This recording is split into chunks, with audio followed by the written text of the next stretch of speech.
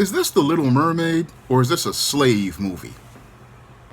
Now available in paperback and Kindle Unlimited, E-Steam The Sands of Time. It's action and adventure in ancient Egypt in this terrific teen time travel romance.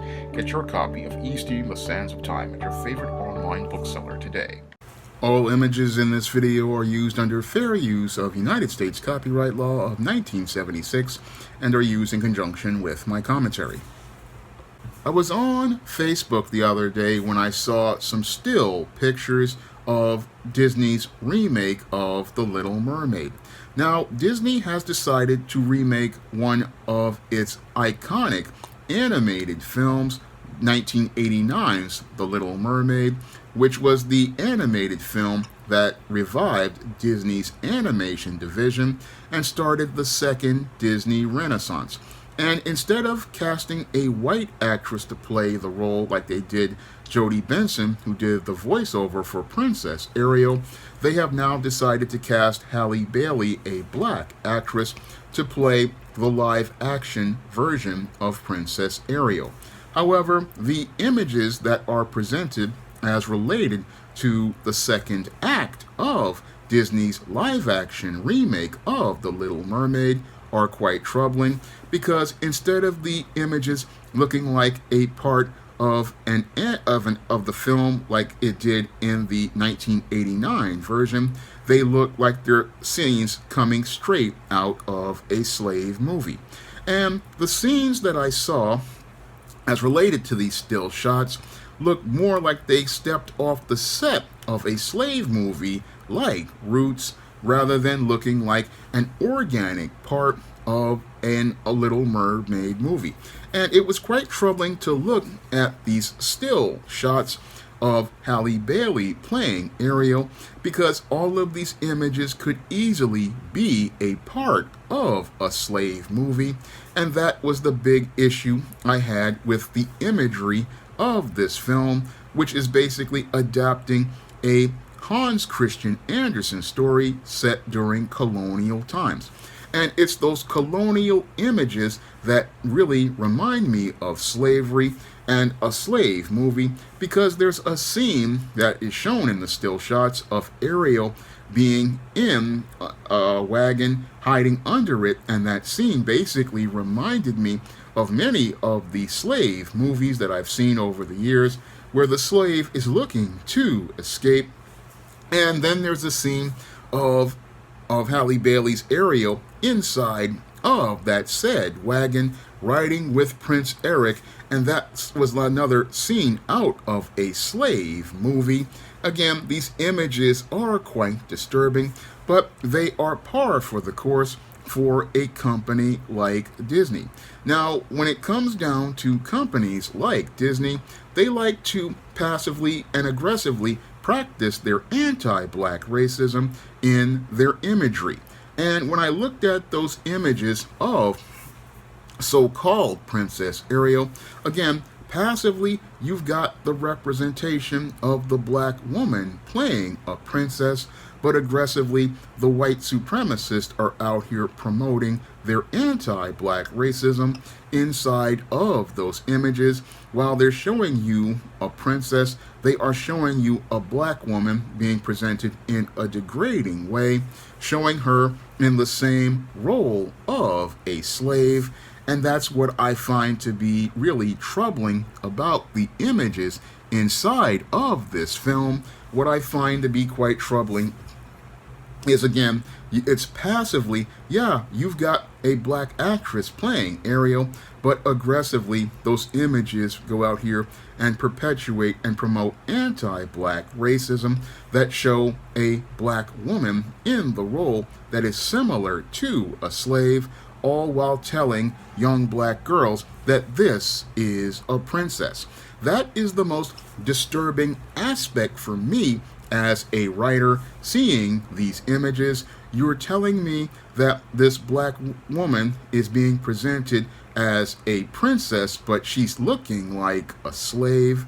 And again, you'll have young black girls who will sit there and eat up this story because they want to be a Disney princess and they want to be accepted in white society.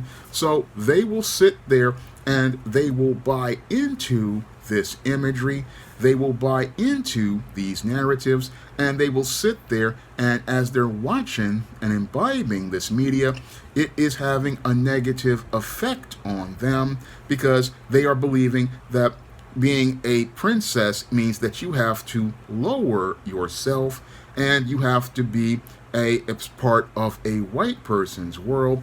That is a very bad message as I see it as related to this film. Now, the other message that I find to be another one that further promotes white supremacy is that Prince Eric stayed white. I mean, you have Prince Eric, the white man, who was involved with the black princess, and the black princess wants to be part of the white man's world, and she wants to be accepted by the white man.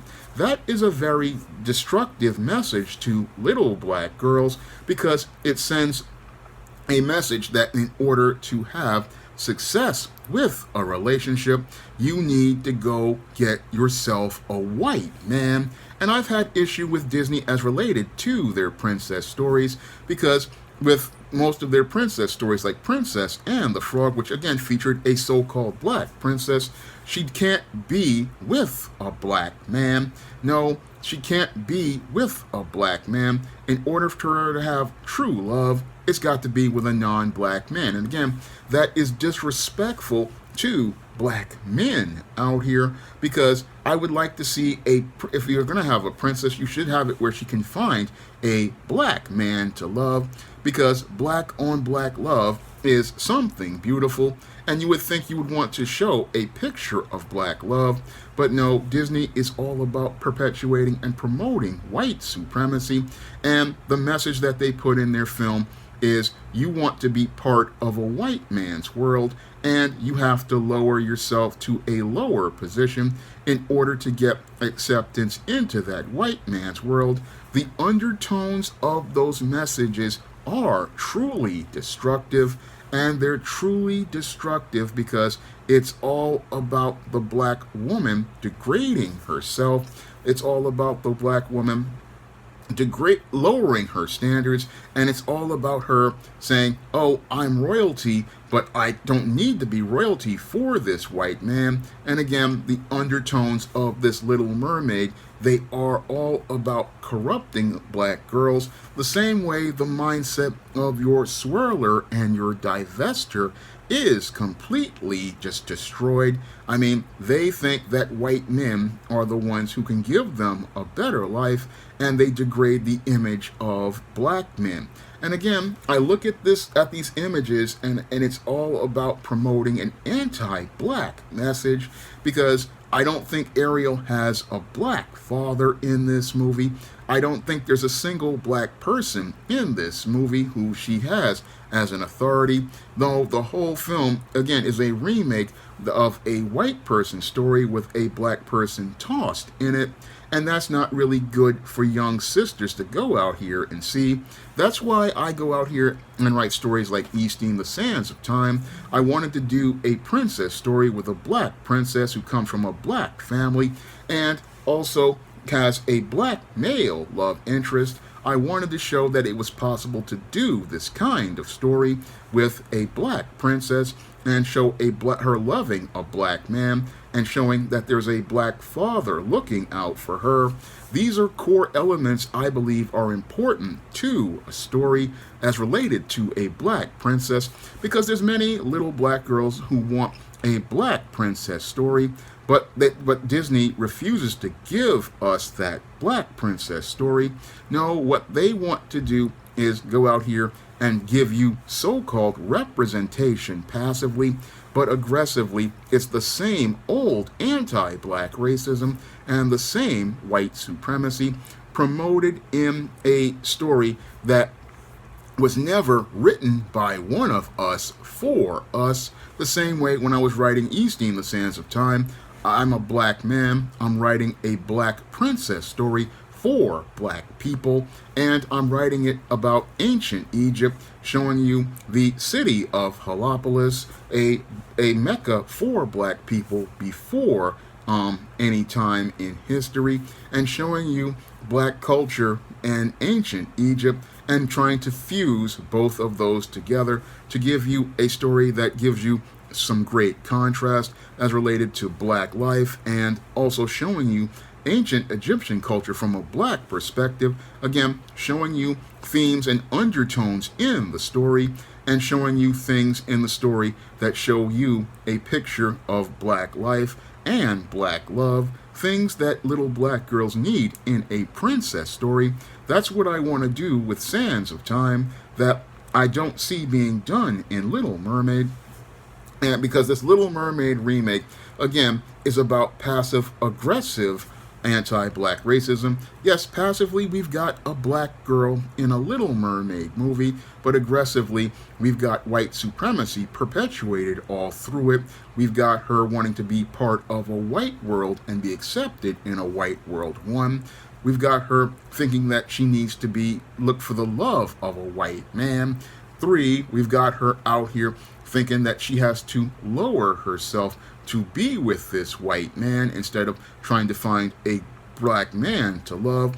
And we also have her going out here and looking to, again, be looking like a slave in this movie, because when I look at the frames of this movie and I see this so-called black Ariel, it's looking to me like white supremacists just want to go out here and get their jollies, while you're sitting there thinking, oh, I'm watching a black Ariel. They're getting their jollies laughing at black people, getting this slave movie they actually wanted to see, because these frames from the second act, they resemble that of a slave movie, and that's where I have an issue again, because if you went out here and found a creator like myself, you could have had a black princess movie that could have shown a truly balanced and humanized image of black people.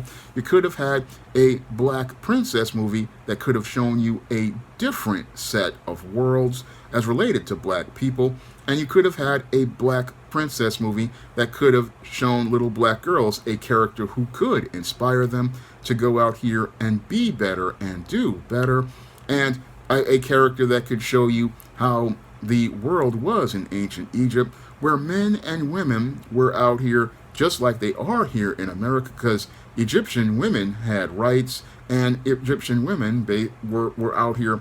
Again, they had a lot of rights that they have here was related to Western women. So you could have made a kind of story that really showed a picture of a black girl, 2 black girls, but Disney doesn't want to do that because they want to go out here and virtue signal with their token character passively presenting you with representation, aggressively presenting anti-black racism, and presenting these swirlers and divestors with the kind of story that fits their narrative, which is there's no good black men out here, so you gotta go get yourself a white prince, a white savior to save you, instead of a black man to work with, towards both of you working together to build a better life for yourself, and you both work together and are equals. These are points that I present in Sands of Time. I want to show black boys and black girls that they have to complement to get each other and work together. And I wanted to show that it's possible to tell this kind of story, and it's possible to write this kind of story. But Disney doesn't want to do that. They would rather go out here and remake a movie with a black actress. And they do this because, again, it's all about perpetuating and promoting anti-black racism in the form of so-called representation. Now, if you want to pick up my take on princesses and Disney princess movies, Easting the Sands of Time, you can find that book on Amazon.com, and if you have Kindle Unlimited, you can read it for free. And if you want to pick up many of my other books on the SJS Direct imprint, like the ISIS series, the E-Steam series, the John Haynes series, and the books of the Spinsterella trilogy, you can find those books on Amazon.com in paperback and Kindle format. You can also find them at other online booksellers like Smashwords, the iBookstore, Google Play, and Barnes & Noble. And if you want to see me make more videos about comics, science fiction, and fantasy, you can send a donation to the Patreon, the PayPal, or the Cash App. And if I know something about that subject, I will make that video for you. That's all I have to say for this video. You can comment, rate, and subscribe.